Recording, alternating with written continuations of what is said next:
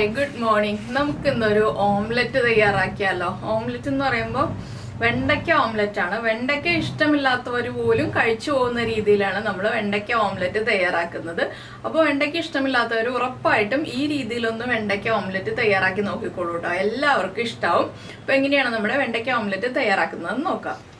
ഇപ്പോൾ നമ്മൾ നമ്മുടെ വെണ്ടയ്ക്ക ഇതുപോലെ കനം കുറച്ച് റൗണ്ടിൽ കട്ട് ചെയ്തെടുത്തിട്ടുണ്ട്. അതുപോലെ തന്നെ സവോള നീളത്തിൽ കട്ട് ചെയ്തിട്ടൊന്ന് കുറുകെ കട്ട് ചെയ്തിട്ടുണ്ട്. നിങ്ങൾക്ക് സവോള പകുതി ഭാഗം വേണമെങ്കിൽ പകുതി ഭാഗം കട്ട് ചെയ്തെടുക്കാം കേട്ടോ. സവോളയുടെ ടേസ്റ്റ് കൂടുതൽ താല്പര്യമുണ്ടെങ്കിൽ, ഇല്ലെങ്കിൽ കാൽഭാഗം എടുത്താൽ മതി. ഇനി നമുക്ക് ഈ വെണ്ടയ്ക്ക ഒന്ന് വഴറ്റിയെടുക്കാം.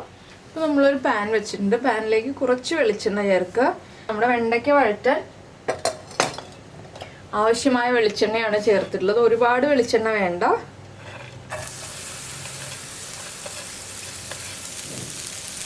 വെണ്ടയ്ക്കയുടെ ആ ഒരു ഒട്ടൽ മാറുന്നത് വരെ നമ്മളൊന്ന് വഴറ്റിയെടുക്കുക കേട്ടോ.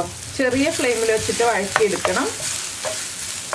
1-2 മിനിറ്റ് ചെറിയ ഫ്ലെയിമിൽ വെച്ചിട്ട് ഒന്ന് വഴറ്റിയെടുക്കുക. അപ്പോൾ ഇതിലേക്ക് ഉപ്പ് ചേർക്കരുത്.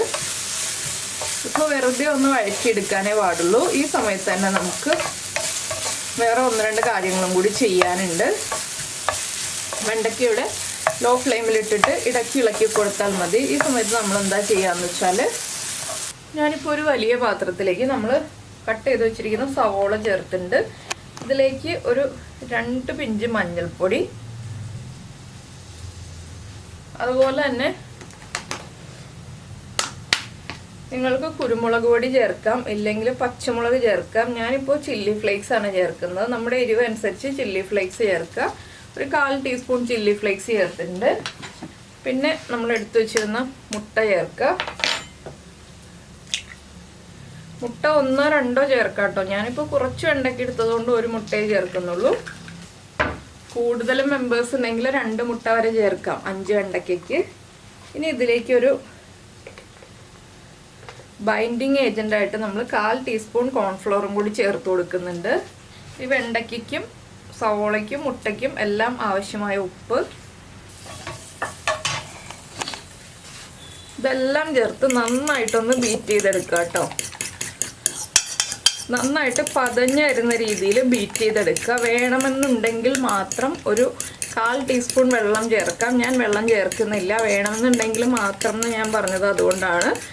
അപ്പോൾ മെമ്പേഴ്സ് കൂടുതലുണ്ടെങ്കിൽ, മുട്ട എണ്ണം കുറവാണെന്നുണ്ടെങ്കിൽ നമുക്കൊരു 1/4 ടീസ്പൂൺ വെള്ളവും കൂടി ചേർത്ത് കൊടുക്കാം. ഇനി ഇത് നമുക്കൊന്ന് മാറ്റി വയ്ക്കാം. നമ്മുടെ വെണ്ടയ്ക്ക റെഡിയായി വന്നിട്ടുണ്ട്. വെണ്ടയ്ക്കയിലേക്ക് നമുക്ക് ചേർത്ത് കൊടുക്കണം ഇത്. അപ്പോൾ നമ്മൾ വെണ്ടയ്ക്ക ഇതിലേക്കല്ല ആഡ് ചെയ്യുന്നത്. വെണ്ടയ്ക്കയിലേക്ക് നമ്മൾ മുട്ട ബീറ്റ് ചെയ്തതാണ് ചേർത്ത് കൊടുക്കുന്നത്. അപ്പോൾ മുട്ട റെഡിയായി വരട്ടെ, നന്നായിട്ട് പതഞ്ഞ് വരട്ടെ. ഇപ്പോൾ ഇതാ നമ്മുടെ വെണ്ടയ്ക്ക കണ്ടോ. ഒട്ടും തന്നെ ഒട്ടാതെ കറക്റ്റായിട്ട് വിട്ട് നിൽക്കുന്നുണ്ട്. ഈ ഒരു പാകത്തിൽ നമുക്ക് ഫ്ലെയിം ഓഫ് ചെയ്യാം. ഈ ഒരു പാനിൽ തന്നെയാണ് നിങ്ങൾ ഓംലെറ്റ് ഉണ്ടാക്കുന്നതെങ്കിൽ ഇതിലേക്ക് ഒന്ന് ചൂട് മാറി വരുമ്പോൾ മാത്രം മുട്ട ഒഴിക്കുക കേട്ടോ. അതാണെന്ന് വെച്ചാൽ വെണ്ടയ്ക്ക കറക്റ്റായിട്ട് സ്പ്രെഡായി കിടക്കണം. ഞാനപ്പോൾ ഈ പാനിലല്ല ഓംലെറ്റ് ഉണ്ടാക്കുന്നത്, ഞാൻ വേറൊരു പാനിലാണ്. അപ്പോൾ ഞാൻ വേറെ പാൻ വയ്ക്കാൻ പോവാണ്. ഈ ഒരു പാൻ വെച്ചിട്ടുണ്ട്. പാനൊന്ന് ചൂടായി വരട്ടെ. അപ്പോൾ ഞാൻ ഈ പാനിലേക്ക് വെളിച്ചെണ്ണ ഒഴിച്ചു കൊടുത്തു. ഇതിലേക്ക് ഇനി നമ്മൾ വഴറ്റി വെച്ചിരിക്കുന്ന വെണ്ടയ്ക്ക ചേർത്ത് കൊടുക്കുക. നമുക്ക് മുട്ടയിലേക്ക് വേണമെന്നുണ്ടെങ്കിൽ വെണ്ടയ്ക്ക ചേർക്കാം കേട്ടോ. ഞാനിപ്പോൾ മുട്ടയിലേക്ക് ചേർക്കാതെ ഇതുപോലെ ചെയ്ത് കാണിക്കുന്നത് കുറച്ചും കൂടി വെണ്ടയ്ക്ക ഒന്ന് ഇതുപോലെ സ്പ്രെഡായി കിടക്കാൻ വേണ്ടിയിട്ടാണ്. നിങ്ങൾക്ക് മറ്റേ പാനിൽ തന്നെ ചെയ്യാവുന്നതേ ഉള്ളൂ. ഇതുപോലെ സ്പ്രെഡ് ചെയ്തിട്ടിട്ട് ഞാനൊരു ചേഞ്ചിന് വേണ്ടി ഇങ്ങനെ ഉണ്ടാക്കി കാണിക്കുന്നു എന്നേ ഉള്ളൂ കേട്ടോ. ഇനി നന്നായിട്ട് ബീറ്റ് ചെയ്ത് വെച്ചിരിക്കുന്ന മുട്ട ഉണ്ടല്ലോ, ബീറ്റ് ചെയ്തുകൊണ്ട് തന്നെ ഒഴിക്കുക കേട്ടോ.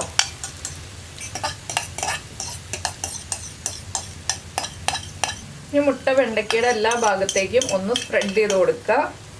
വെണ്ടയ്ക്കയിലേക്ക് മുഴുവൻ മുട്ട ആവുന്ന രീതിയിൽ ഒന്ന് സ്പ്രെഡ് ചെയ്ത് കൊടുക്കുക. ലോ ഫ്ലെയിമിലാക്കി കൊടുക്കുക. ഇനി നമുക്കിത് ലോ ഫ്ലെയിമിൽ അടച്ചു വെച്ച് വേവിച്ചെടുക്കാം. ഇപ്പോൾ കണ്ടോ, നമ്മുടെ ഓംലെറ്റ് ഒരു സൈഡ് കുക്കായിട്ട് വന്നിട്ടുണ്ട്. നമുക്കിനി ഇത് അടുത്ത സൈഡിലേക്ക് തിരിച്ചിടാം. കറക്റ്റായിട്ട് വെണ്ടയ്ക്കൊക്കെ കരിഞ്ഞു പോവാതെ ഓംലെറ്റ് കുക്കായി കിട്ടിയിട്ടുണ്ട്. ഇനി അടുത്ത സൈഡും കൂടി ഒന്ന് കുക്കായി വരട്ടെ. ലോ ഫ്ലെയിമിൽ തന്നെ വീണ്ടും അടച്ചു വയ്ക്കുക. അപ്പം നമ്മൾ അടച്ചു വെച്ചിട്ട് മുട്ട കുക്കായി നല്ല സോഫ്റ്റായി ഫ്ലഫി ആയി വന്നിട്ടുണ്ട് കേട്ടോ. കണ്ടോ, ഇത്രയേ ഉള്ളൂ നമ്മുടെ വെണ്ടയ്ക്ക ഓംലെറ്റിൻ്റെ പരിപാടി. അപ്പോൾ എന്തായാലും എല്ലാവരും ഉണ്ടാക്കി നോക്കുക. വെണ്ടയ്ക്ക ഇഷ്ടമില്ലാത്തവരും ഇതുപോലെ വെണ്ടയ്ക്ക ഓംലെറ്റ് ആയിട്ട് ഉണ്ടാക്കി കൊടുത്താൽ കഴിച്ചോളൂ കേട്ടോ. അപ്പോൾ എന്തായാലും എല്ലാവരും ഉണ്ടാക്കി നോക്കുക. ഞാൻ ഫ്ലെയിം ഓഫ് ചെയ്തു. ഇനി ചൂടോടുകൂടി ചോറിൻ്റെ കൂടെ ചേർത്ത് കഴിക്കുക. അപ്പോൾ എല്ലാവരും ട്രൈ ചെയ്ത് നോക്കിയിട്ട് ഇഷ്ടമായി കഴിഞ്ഞാൽ ഒന്ന് ലൈക്ക് ചെയ്യാനും കമൻറ്റ് ചെയ്യാനും ഒന്നും മറന്നുപോയില്ലല്ലോ. വെണ്ടയ്ക്കൊക്കെ ആവശ്യത്തിന് കുക്കായിട്ടുണ്ട്. ഒട്ടും തന്നെ ആ ഒട്ടൽ ഫീൽ ചെയ്യില്ല നമ്മൾ വഴറ്റിയതുകൊണ്ട്. എല്ലാവരും ട്രൈ ചെയ്ത് കഴിഞ്ഞിട്ട് ഇഷ്ടമായി കഴിഞ്ഞാൽ ഒന്ന് ലൈക്ക് ചെയ്യാൻ മറന്നുപോയില്ലല്ലോ. അപ്പോൾ നമുക്ക് നമ്മുടെ അടുത്ത റെസിപ്പിയുമായിട്ട് അടുത്ത ദിവസം വീണ്ടും കാണാം.